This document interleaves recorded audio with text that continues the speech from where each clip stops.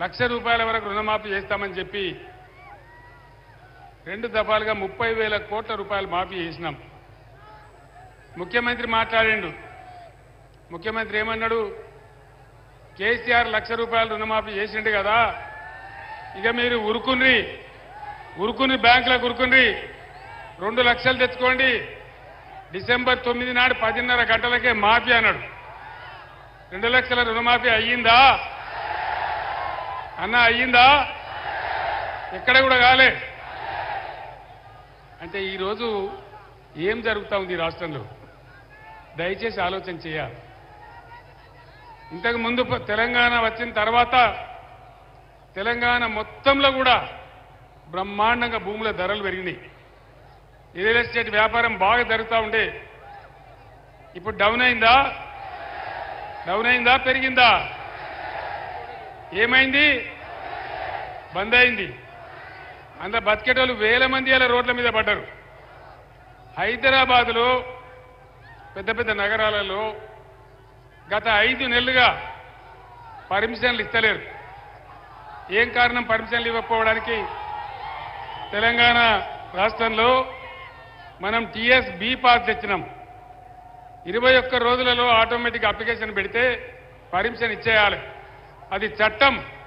ఇలా ఉన్న ఈ ముఖ్యమంత్రి, ఈ మంత్రివర్గం ఆ చట్టాన్ని ఉల్లంఘించి పర్మిషన్లు ఇవ్వడం లేదు.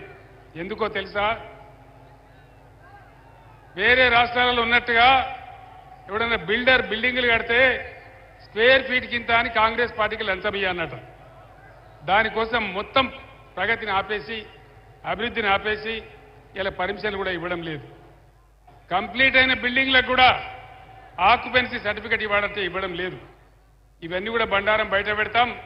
రేపు ఎల్లుండో డెఫినెట్గా మనం ముందుకు పోతాం. ఇక ఇంకొక పార్టీ ఈ ఎన్నికల్లో పోటీ చేసే మరొక పార్టీ బీజేపీ పార్టీ. అది చాలా ప్రమాదకరమైన పార్టీ. దానికి ఎంతసేపు పంచాయతీలు పెట్టించడు, విద్వేషం తప్ప బీజేపీ ఎజెండాలో ఎక్కడ కూడా ప్రజల కష్టసుఖాలు ఉండవు. అందుకోసం దయచేసి యువకులతో నేను కోరుతా ఉన్నా, వెర్రి ఆవేశం కాదు, పిచ్చే ఆవేశం కాదు. ఈ దేశం మీది, ఈ రాష్ట్రం మీది, రేపటి భవిష్యత్తు మీది. కాబట్టి మీరు ఆలోచించి,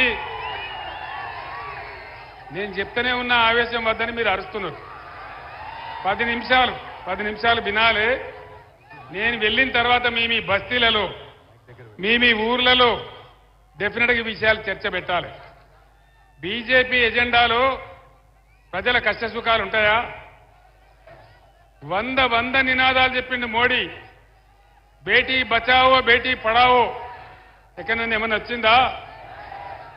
జన్ ధన్ యోజన ఎవరి బ్యాంకులకు ₹5 వచ్చినాయా? 10 ఏళ్ల కింద చెప్పిండు మోడీ, విదేశాలకు నల్లధనం అంతా తెస్తా, ఇంటికి 15 లక్షలు ఇస్తా. వచ్చినాయా ఎవరికన్నా? వినబడతలేదు. ₹15 కూడా రాలే. అదేవిధంగా అమృత్ కాల్ వచ్చిందా? అమృత్ కాల్ అచ్చే దిన్ వచ్చిందా? అచ్చే దిన్ రాలేదు, కానీ సచ్చే దిన్ వచ్చింది. అంతేనా? ఈ విధంగా అనేక రకాలుగా మన కాజీపేటకు కోచ్ ఫ్యాక్టరీ కావాలని వస్తే దాన్ని ప్రధానమంత్రి రాష్ట్రానికి గుజరాత్కి ఎత్తుకొని పోయిండు ఆయన. కాజీపేటకు వచ్చేదాన్ని ఇక్కడ బంద్ పెట్టి గుజరాత్ కొనిపోయినాడు ఆయన. అదేవిధంగా గిరిజన విశ్వవిద్యాలయం 10 ఏళ్ల నుంచి మనం 100 సార్లు అడిగితే మొన్న ఎలక్షన్ల ముందు కాగితం ఇచ్చిండు. గిరిజన విద్యాలయం 10 ఏళ్లు పడుతుందా ప్రధానమంత్రికి? ధరల పెరుగుదల, రూపాయి విలువ ₹83 పడిపోయింది. ఏ హామీ నెరవేరలేదు. 18 లక్షల ఉద్యోగాలు ఖాళీ ఉంటే కేంద్ర ప్రభుత్వంలో ఒక్క ఖాళీ కూడా నింపరు. ఇవన్నీ పోను. మళ్ళీ ఇప్పుడు ఏం జరుగుతూ ఉంది? మీరు జాగ్రత్తగా వినాలి మాట, గడబడి చేయొద్దు. మనకున్న ఒకే ఒక్క నది మన బతుకు తెరువు, నేడైనా రేపైనా భవిష్యత్తులో అయినా గోదావరి నది. మీరు పేపర్లలో చూస్తూ ఉన్నారు, టీవీలలో చూస్తూ ఉన్నారు.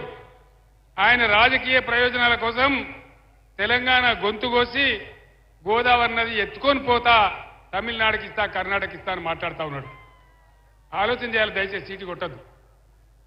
గోదావరి నదిని నేను తీసుకొని పోతా అని బాజాప్తా ఓట్లు పడే టైంలో నరేంద్ర మోడీ రాష్ట్ర ప్రభుత్వానికి నోటిఫికేషన్ పంపించాడు. రాష్ట్ర ప్రభుత్వం ఏం చేయాలా? ప్రాణం పోయినా సరే ఇయ్యమని పంచాయతీ పెట్టాలా. నేను ఉన్నప్పుడు అదే పంచాయతీ పెట్టినా. ఆయనేమో ఎత్తుకపోతా అంటాడు. ఈ శాతగాని రేవంత్ రెడ్డి ప్రభుత్వం ఏమో నోరు మూసుకొని పడినది. ఏం మతలమైంది ఇలా? నరేంద్ర మోడీ ఎత్తుకపోతా అని బాజాప్తా రాష్ట్ర ప్రభుత్వానికి పంపించండు. ఇవాళ ఇతడు ఈ ముఖ్యమంత్రి ఏమో కుయ్యి లేదు కయ్యి లేదు. ఏమనుకోవాలి దీన్ని? ఇంతకు ముందే కృష్ణానది తీసుకుపోయి కేఆర్ఎంబీకి అప్పచెప్పిండు. ఇలా గోదావరి ఎత్తుకొని పోతా అంటే మూతి ముడుచుకొని కూర్చున్నారు. ఏం కారణం? దాన్ని ఎవరు కాపాడాలి? నేను ఒక్కటే మాట మీకు మనవి చేస్తా ఉన్నా, దయచేసి ఒకటే ఒక మాట ప్లీజ్, ఒక్కటే మాట నేను మనవి చేస్తా ఉన్నా. ఈరోజు ప్రచారం చేసినట్టుగా డంబాచారం చెప్పినట్టుగా నరేంద్ర మోడీకి కూడా 200 సీట్లు దాటే పరిస్థితి లేదు. వార్తలు వస్తా ఉన్నాయి ఈరోజు పేపర్లలో, మీరు కూడా చూస్తా ఉన్నారు. నేను మీ అందరిని ఒకటే కోరుతా ఉన్నా, ఈ మోకాలో ఇవాళ తెలంగాణలో పార్లమెంట్ సీట్లన్నీ మనమే గెలిస్తే పేగులు దిగేదాకా కొట్లాడేది ఒకటే ఒక పార్టీ, బీఆర్ఎస్ పార్టీ. 14-15 ఎంపీలతో మనం పోతే కేంద్ర ప్రభుత్వంలోనే హంగు పార్లమెంట్ వస్తే కీలకమైన పాత్ర పోషించే అవకాశం తెలంగాణకి ఈరోజు ఉంది. కాబట్టి దయచేసి మన గోదావరి కాపాడుకోవాలన్నా, మన కృష్ణ కాపాడుకోవాలన్నా, తెలంగాణకు రావాల్సిన నిధులు రాబట్టుకోవాలన్నా, మన ప్రాజెక్టులకు జాతీయ హోదా రావాలన్నా, నిరుద్యోగ సమస్య తీరాలన్నా, మన బతుకులు బాగుపడాలన్నా ఖచ్చితంగా ఇలా బీఆర్ఎస్ అభ్యర్థులే గెలవాలి. అదే తెలంగాణ క్షేమం. దయచేసి ఆలోచన చేయాలి. నేను చెప్పేది ఆశామాషి మాట కాదు. రైతు బంధు పోయిందా? కరెంటు బంద్ అయిందా? కోతలు వచ్చినాయా? వడ్లు కొంటున్నారా? బోనస్ ఇస్తున్నారా? బోనస్ బోగస్ అయిందా? మరి ఇన్ని మోసాలు చేసిన తర్వాత కూడా గోదావరి ఎత్తుకపోతానే బీజేపీకి కానీ లేదా మా వాగ్దానాలన్నీ భంగం చేసిన కాంగ్రెస్ కానీ ఓటేస్తే ఏమవుతుంది? మేమన్నీ మోసం చేసినా, మొన్న అసెంబ్లీలో చెప్పి 5 నెలల లోపల మోసం చేసినా మళ్ళా మాకే గుద్దిండ్రు అని అన్ని పండబెడతారు. కానీ ఈ కాంగ్రెస్ ప్రభుత్వం మెడలు వంచి, నేను ఒక్కటే మాట చెప్తా, మీరు వినాలి. ఒక ఊళ్ళో 2 పాలెలకు పంచాయతీ పడుతుంది. ఏం చేస్తారు? వాదించడానికి ఆయన ఒక పంచును ఈయన ఒక పంచును పెట్టుకుంటారు.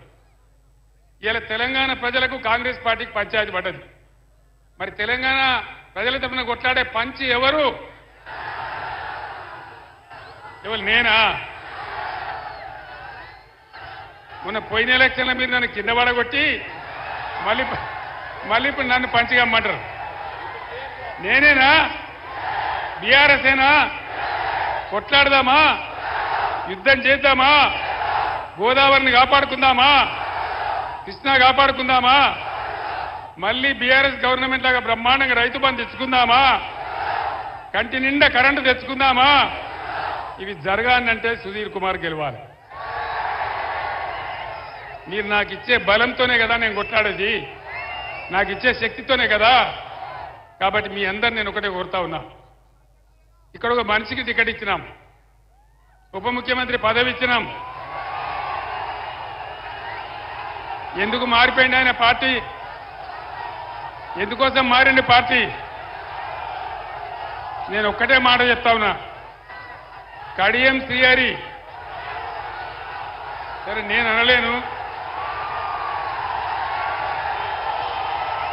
ఆ మాట నా నోట నేను అనలేను. కానీ ఆయన చేసిన మోసానికి శాశ్వతంగా ఆయన రాజకీయ జీవితం సమాధి చేసుకుంటే మనవి చేస్తా ఉన్నా. ఇంకొక 3 నెలల్లో సుప్రీంకోర్టు తీర్పు ప్రకారం ఇంకొక 3 నెలల్లో స్టేషన్ గన్పూర్ కాన్స్టిట్యున్సీకి బై ఎలక్షన్ రాక తప్పదు. మన రాజయ్య ఎమ్మెల్యే కాక కూడా తప్పదు. మీరు రాసి పెట్టండి. నేను చెప్తున్న జరగబోయే సత్యం. ఖచ్చితంగా 3 నెలల్లో బై ఎలక్షన్ రాక తప్ప స్టేషన్ గన్పూర్కు ఇదే రాజయ్య గారు ఎమ్మెల్యే కాక తప్పడది నేను మనవి చేస్తా ఉన్నా. ద్రోవులకు చెప్పే గుణపాఠం అదే. రియాసతే తెలంగాణ